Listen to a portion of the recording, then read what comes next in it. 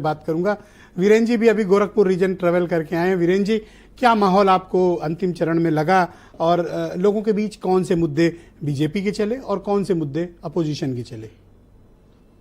देखिए, अब 13 सीटों का चुनाव बचा हुआ है और 13 में से 10 सीटें ही भाजपा लड़ रही है, 3 सीटों पर उसके सहयोगी दल लड़ रहे हैं। ये जिसमें से 2 सीटें अनुप्रिया पटेल की पार्टी लड़ रही है और 1 सीट पर ओम प्रकाश राजभर की पार्टी लड़ रही है। तो 13 सीटों में ब्रजेश जी, ये लड़ाई जो शुरू में चली थी, पहले दूसरे और तीसरे चरण तक की लड़ाई में जो मुद्दे थे वो कुछ और थे। एक तो वो पश्चिमी उत्तर प्रदेश में किसान आंदोलन, आरएलडी का भाजपा के साथ जाना, फिर यादव बेल्ट में चुनाव आया, वो सब तमाम सारे मुद्दों के साथ 4 चरणों तक चुनाव दूसरे अलग अलग दिशा में रहा। लेकिन इसी दौरान आरक्षण वाला मुद्दा और अंबेडकर के संविधान वाला मुद्दा उभरा। 5वें चरण में ये मुद्दा क्षत्रियों वाला आके गरमा गया राजा भैया की वजह से।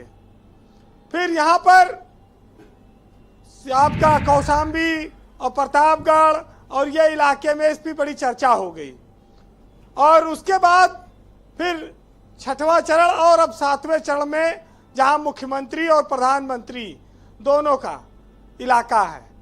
ये कह सकते हैं कि ये जो 7वां चरण है ये इस देश के प्रधानमंत्री का भविष्य तय करेगा ये चरण, क्योंकि वाराणसी की सीट भी इसमें है। मुद्दों में बात ध्रुवीकरण की भी हुई, हिंदू मुसलमान की हुई, पाकिस्तान की भी हुई, राम मंदिर भी आया, लेकिन ये सब कुछ आए और चले गए, टिके नहीं। और ऐसा लगता है कि भीषण गर्मी ने मतदान के प्रतिशत को जो गिराया और साथ साथ मतदान के लिए लोगों में उत्साह भी कम दिखा।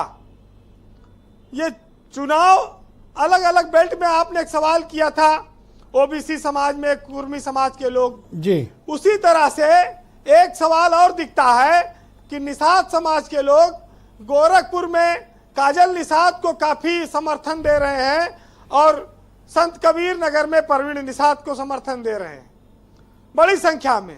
तो लोगों ने अपनी अपनी जात के नेताओं को छांटकर वोट देने का अभियान चलाया। मैंने देखा सुल्तानपुर में रामबुहाल निषाद को भी, निषाद कम्युनिटी के वोट उस दिन उनकी बस्तियों से जो फीडबैक आ रहे थे वो रामबुहाल निषाद को वोट किया, मतलब अपनी कम्युनिटी पे वोट जा रहे हैं।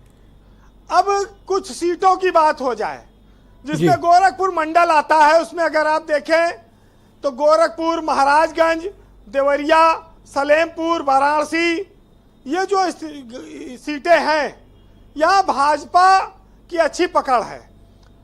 योगी आदित्यनाथ का इलाका है, उनका प्रभाव भी है काफी ज्यादा। लेकिन जो आप कुशीनगर और बलिया देखेंगे और काफी हद तक अगर आप बांसगांव भी देखें तो काफी टक्कर यहाँ पर दिखती है जातीय समीकरणों के आधार पर। लेकिन जब आप घोसी आएंगे, गाजीपुर आएंगे, चंदौली, बांसगांव, ये सब इलाके में जाएंगे तो यहाँ आपको समाजवादी पार्टी भी बढ़त में दिखेगी। ऐसा नहीं है कि खाली एक तरफा मामला चल रहा है। देखिए, रॉबर्ट्सगंज और मिर्जापुर 2 सीटें अनुप्रिया पटेल को दी गई हैं। इनका चुनाव निशान है कप प्लेट। एक बार ये कप प्लेट पे जीती भी हैं। अब भाजपा का कमल का फूल नहीं है।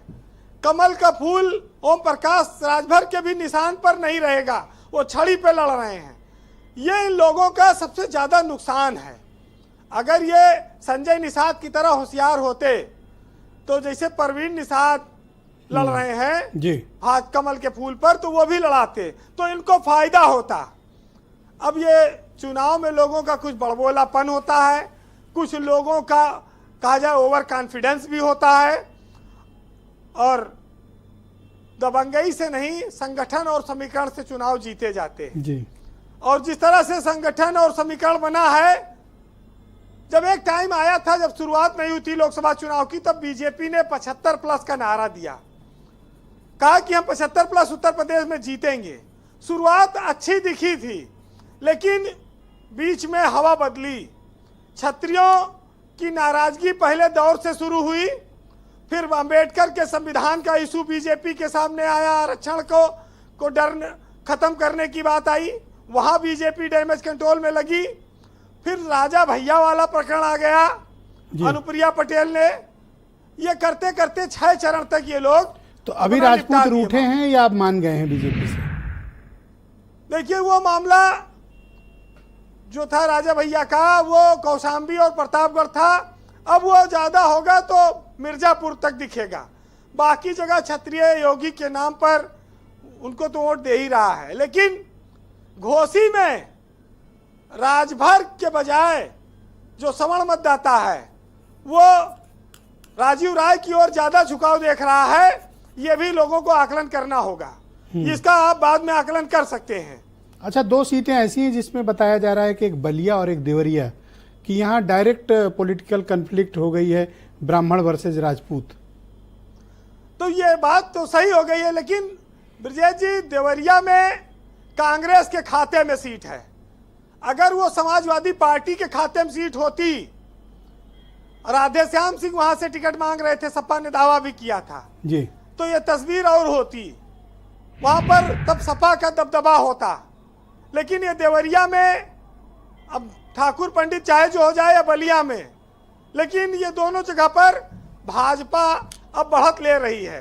तो इसको सनातन पांडे एक बड़े कैंडिडेट जरूर हैं, और लेकिन नारद राय और कई सारे लोग इधर बीच में टूट भी गए हैं। अब वो क्या परिणाम बनेगा ये देखिएगा। जी वीरेंद्र जी, कंक्लूड करें। लेकिन जी, मायावती का वोट बैंक खिसकना ये दोनों के लिए चिंता का विषय है। देखिए, अखिलेश यादव ने कभी उम्मीद नहीं की होगी कि उनको कोई दलित समाज के लोग भी कुछ वोट देंगे, लेकिन ये माहौल बना और कोई भी है तो वो कहता कि 3 जगह दलित वोट जा रहा है, बसपा में, भाजपा में और इंडिया गठबंधन में भी। तो अखिलेश की पार्टी में जा रहा है, राहुल के कैंडिडेट को जा रहा है, कितनी मात्रा में जा रहा है ये भी देखें। तो बसपा की स्थिति इस चुनाव के बाद कई % के वोट वाली पार्टी रह जाएगी, ये देखना होगा। लेकिन ब्रजेश जी, एक चीज जरूर मानना पड़ेगा कि सुनील बंसल अगर उत्तर प्रदेश में संगठन मंत्री होते भाजपा के, तो ये जो जिले जिले में गुटबाजी और विरोध हुआ, इसकी तस्वीर कुछ और होती। ये जरूर है कि गृह मंत्री अमित शाह जब एक्टिव हुए 1-2 चरण के बाद, तो उन्होंने बहुत पकड़ने की कोशिश की, लेकिन सुनील बंसल का एक अलग मामला था। वो हमेशा उत्तर प्रदेश में रहते थे और बीजेपी की एक एक चूड़ी को वो मिला के चलते थे जी। तो ये जो लुंज पुंज स्थिति बनी संगठन में कई जगह, ये सब अच्छे लोगों की ना होने की वजह से बनी। खैर, कोई व्यक्ति हमेशा नहीं रह सकता, लेकिन चुनाव तो अपने आप में देखिए महत्वपूर्ण होते हैं, हर सीट महत्वपूर्ण है। वैसे परिणाम चाहे जो हो, लेकिन जो लोग सियासत में हैं उनसे आप बहुत मोहब्बत की, राहत की उम्मीद ना करिए। मुनव्वर राना का एक शेर है कि सियासत से अदब की दोस्ती बेमेल लगती है जी, और कभी देखा है कि पत्थर पे कोई बेल लगती है। और बनारस के लिए है कि मोहब्बत में तुम्हें आंसू बहाना तक नहीं आया और बनारस में रहे पान खाना तक नहीं आया। और ये कैसे रास्ते से लेकर चले आए तुम मुझको, और कहाँ का मैं कदा कि रास्ते में एक चाय खाना तक नहीं आया। बहुत शुक्रिया वीरेंद्र जी, आपका बहुत बहुत धन्यवाद। ग्राउंड जीरो से अपने ऑब्जर्व